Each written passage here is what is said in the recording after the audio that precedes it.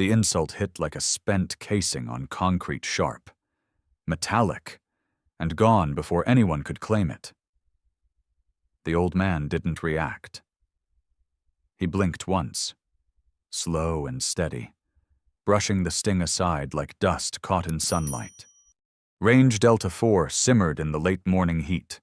Mirage waves bent the air, turning every breath into a shimmer. On Lane 12, Corporal Ryan Hawk Davern rested behind his matte black HK-416 polymer frame. Thermal optic, rails glinting under the sun. 2 lanes down, Arthur Keane Mercer lay prone on a sun-bleached mat, his rifle looking like it belonged to another century. Walnut stock, blued steel, a brass-ringed Schmidt and Bender scope that bore more scars than shine. "Sir," Davern called out, loud enough for the line to hear. "Is that a museum piece or an antique roadshow?" Laughter rippled through the shooters. Keane didn't move. He eased the bolt forward, the motion fluid and soundless, then settled the stock into his shoulder. The shimmer in the distance steadied his breathing, synced to it. Gunnery Sergeant Marcus Stone Harrell stepped in, jaw tight. "Easy. Corporal, keep it professional." He crouched beside Keane, checking the rifle. The bolt cycled smooth. The trigger broke clean. Every part spoke of care. Not age. Old. "Yeah," Harrell muttered. "But she's spotless." Keane gave a faint nod. "She's been doing her job longer than most of us have been breathing. For a heartbeat."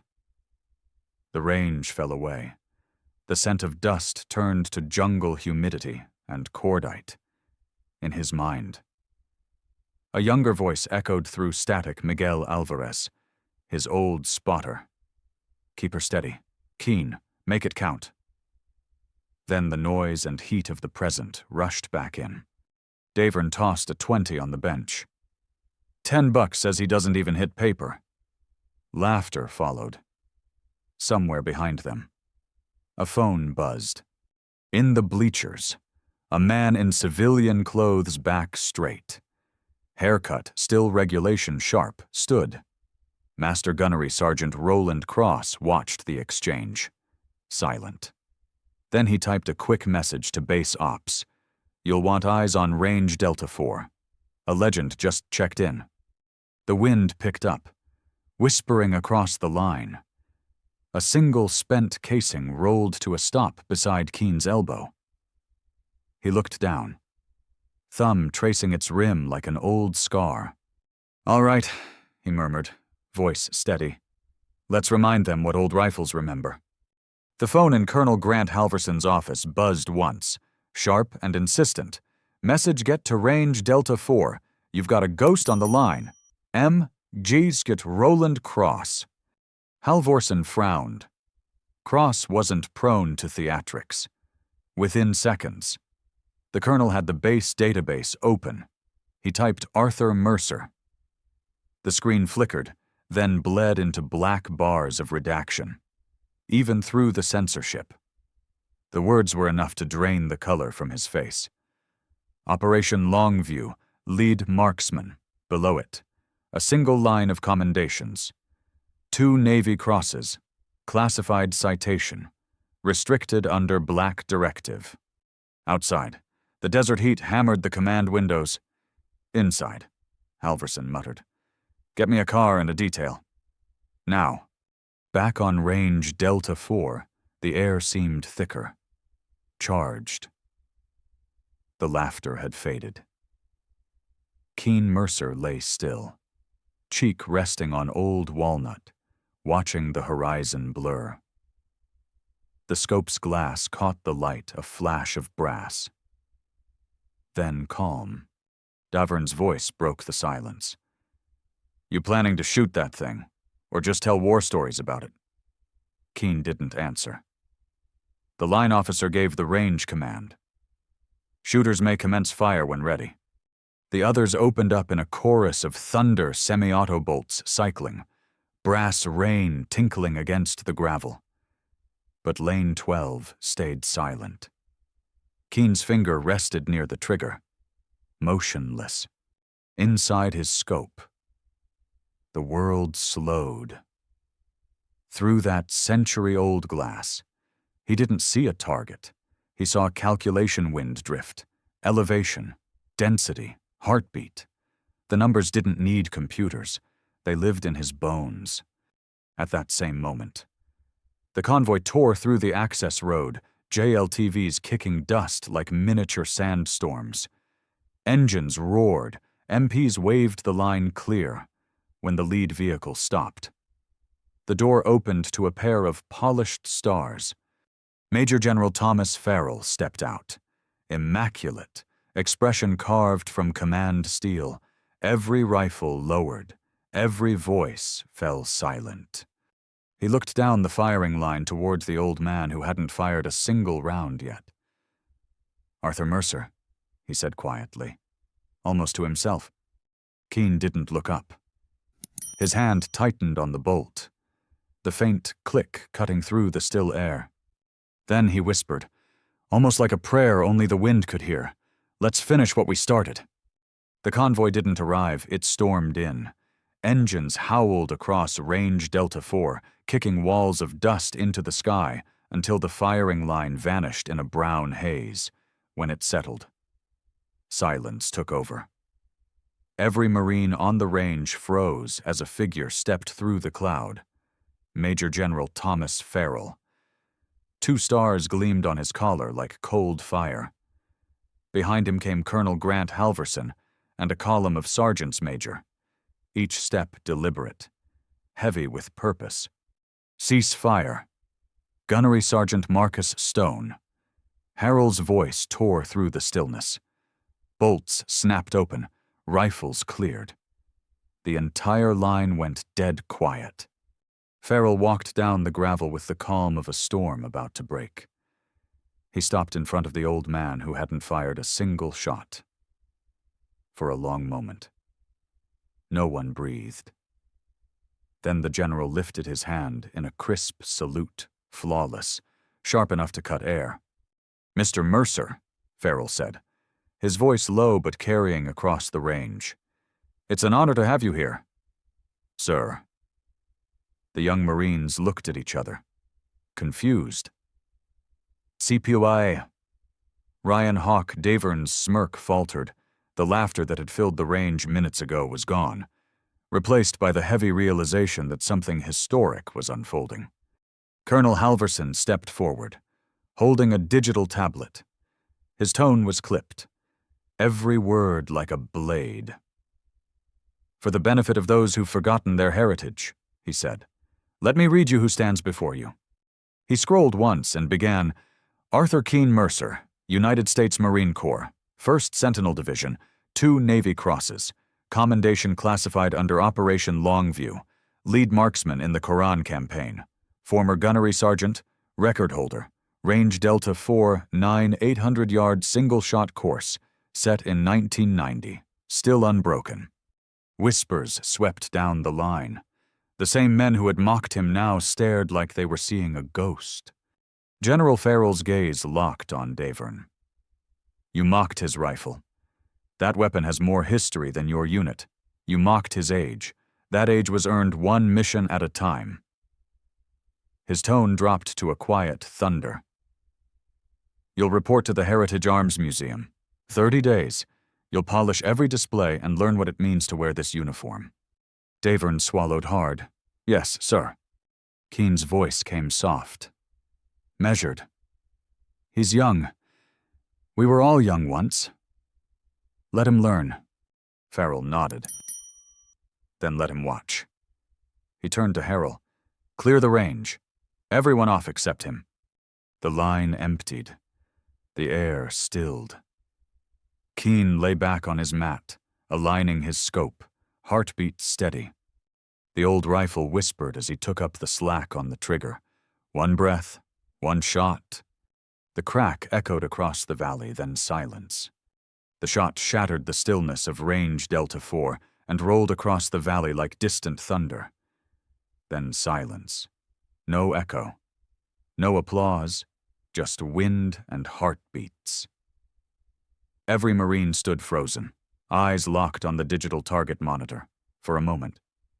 The screen stayed blank, teasing disbelief.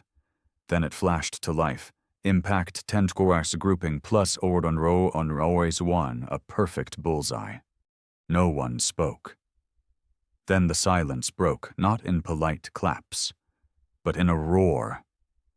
Marines rose to their feet, shouting, cheering, their voices crashing like surf. For the first time that day, the air felt lighter. General Thomas Farrell's jaw tightened. Not with anger, but respect. Beside him, Colonel Grant Halverson whispered. He broke his own record. Farrell shook his head. He didn't break it. He reminded us it still stands. Keane Mercer stayed prone a moment longer, his cheek resting on the rifle's worn walnut stock. Smoke curled from the chamber, thin and silver in the sunlight. He reached for the spent casing and turned it between his fingers, as if reading a memory etched into the brass. Then he stood, dusting his knees, the crowd parting instinctively to let him pass. No salute, no victory pose, just quiet gravity. He stopped beside Seepule, Ryan Hawk Davern, who still stood stiff at attention, guilt heavy in his eyes. Keane looked at him, voice calm and steady. Respect isn't medals or gear. Son, it's knowing you'll never stop learning. Davern swallowed. Yes, sir.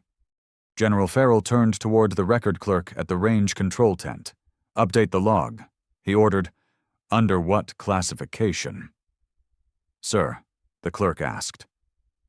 Farrell's eyes stayed on Keane. Legacy confirmed. Days turned into weeks. The shot became legend. Whispered across mess halls, replayed on briefing screens, captioned, "The old rifle that wouldn't die."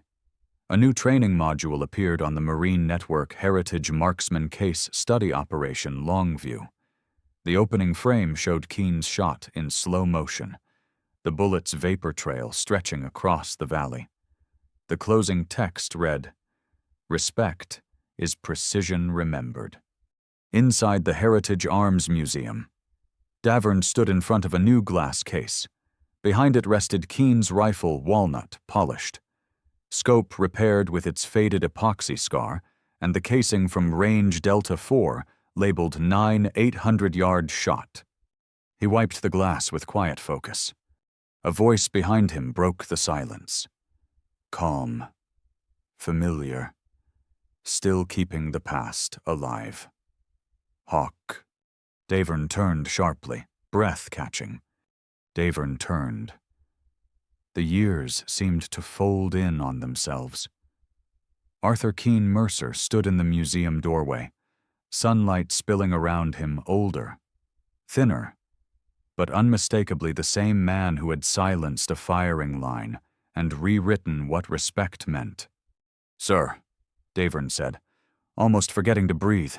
"I didn't expect." Keane smiled faintly. "Nobody ever does?"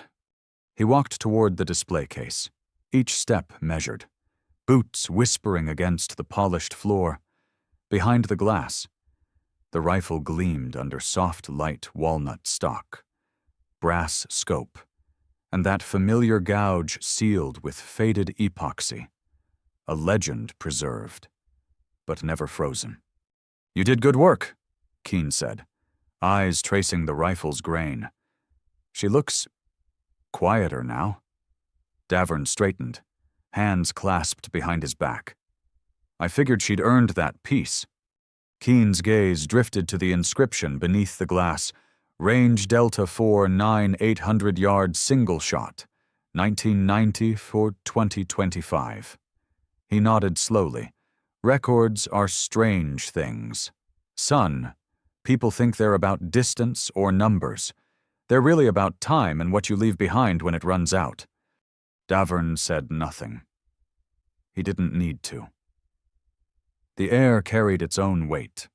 Across the hall, a group of young recruits entered, laughing softly, pointing at exhibits, unaware of who stood among them.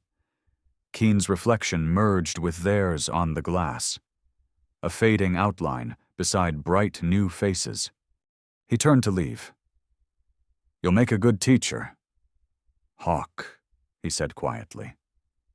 "Just remember, precision fades. Purpose doesn't." Davern stood there long after Keane's footsteps disappeared down the corridor. The room was silent except for the hum of the lights and the faint rattle of the flag outside. He looked at the display one last time. The brass scope caught the afternoon light, scattering a single glint across the room, a flash like a heartbeat, like a memory still alive. Outside, the wind moved across the parade ground, carrying the same sound it always had: a rifle crack, a cheer, a lesson whispered from one generation to the next. Because heroes don't stay in history, they live in the way we aim, the way we breathe, the way we remember. Thung oi ken kau tu chua ko tap nao chao vua song. If you're watching this, you're part of a story that still echoes through the dust and silence of the range. Tell me, where are you watching from? Drop your city or country in the comments below. And if stories like this speak to you about respect, legacy, and the people who never stop aiming true, hit subscribe and stay locked for the next missions.